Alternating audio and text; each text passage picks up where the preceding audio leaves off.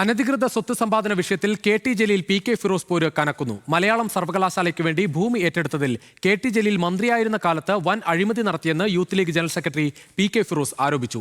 P K. ഫിറോസിന്റെ പേരിലുള്ള കൂടുതൽ സ്ഥാപനങ്ങളുടെ ലിസ്റ്റ് പുറത്തുവിട്ട് മറുപടിയുമായി കെ.ടി. ജലീൽ രംഗത്തെത്തി. അദാനിയുടെ പിറക്കാതെ പോയ മകനാണ് പി.കെ. ഫിറോസ് എന്നും ആരാന്റെ ഊരമേൽ കൂരകെട്ടി താമസിക്കുന്ന ആൾക്ക് എന്താണ് പറഞ്ഞുകൂടാത്തതെന്നും കെ.ടി. ജലീൽ മറുപടി നൽകി.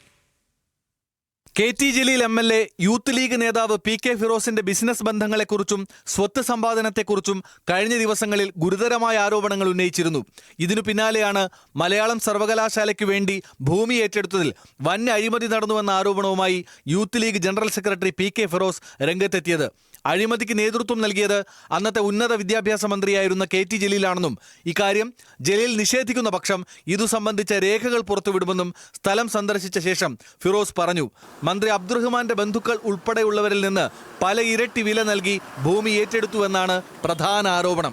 റോഡിനോട് ചേർന്ന സ്ഥലം 40,000, ഇദ്ദേഹത്തിന്റെ കുറച്ച് അകത്ത് ഇദ്ദേഹം 35,000, പിറകോട്ട് പോകും തോറും ഏറ്റവും ചുരുങ്ങിയത് അവസാനം വരുന്നത് 2,000 രൂപ.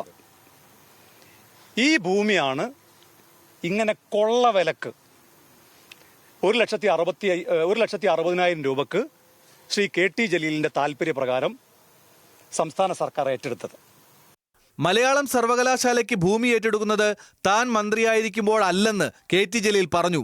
1,70,00,000 രൂപ നിരക്കിൽ ഭൂമി വാങ്ങാൻ തീരുമാനിച്ചത് ഉമ്മൻചാണ്ടി സർക്കാരിന്റെ കാലത്താണ്. അന്നത്തെ വിദ്യാഭ്യാസ മന്ത്രി അബ്ദുറബിനോടും വ്യവസായ മന്ത്രി പി.കെ. കുഞ്ഞാലിക്കുട്ടിയോടുമാണ് പി.കെ. ഫിറോസ് ചോദിക്കേണ്ടതെന്നും കെ.ടി. ജലീൽ മറുപടി നൽകി. ഇപ്പോൾ യൂണിവേഴ്സിറ്റിക്ക് വേണ്ടി എടുത്തിരിക്കുന്ന സ്ഥലം വിലക്ക് എടുക്കാൻ വേണ്ടിയിട്ട് തീരുമാനിച്ചത് മന്ത്രി ഉമ്മൻചാണ്ടിയായിരുന്നു മുഖ്യമന്ത്രി.